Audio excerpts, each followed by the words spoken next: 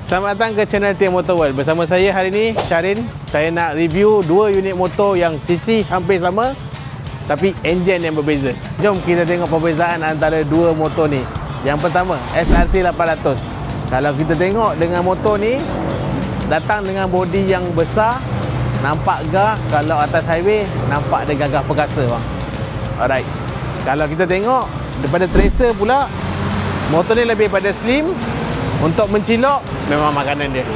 Perbezaan yang kedua pula, alright, kita tengok daripada kriteria enjin dia. Untuk motor Tracer, datang dengan enjin CP3 3 silinder. Untuk SRT 800, datang dengan parallel twin. Tetapi untuk kedua-duanya menghasilkan torque yang baik dan selesa bila dibawa. Untuk perbezaan yang ketiga, kalau kita tengok daripada SRT 800, kita tengok motor datang dengan rem jejari. So kepada para rider yang nak main off-road, tukar tayar terus jalan. Manakala untuk Tracer pula datang dengan sport rim, so lebih selesa bermain dekat jalan biasa. Kita tengok apa yang ada dekat SRT 800 ni. Alright, yang pertama, motor ni siap datang dengan cash bar, spotlight atas bawah 2 unit. Alright.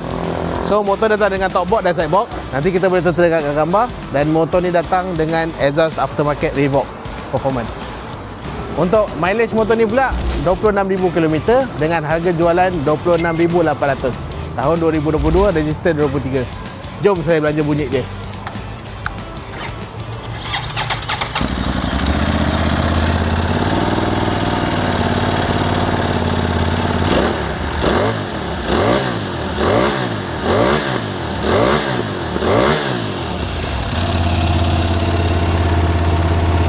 Seterusnya kita pergi dekat Tracer 900.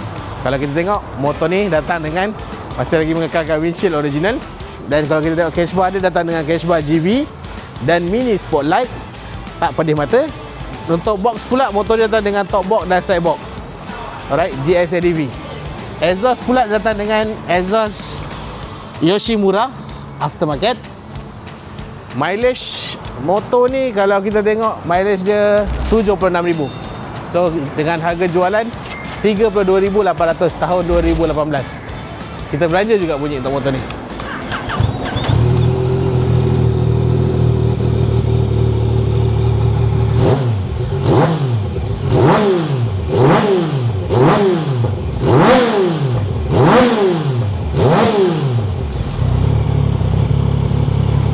Alright, jadi pilihan di tangan abang-abang, sama ada SRT 800 ataupun Tracer 900.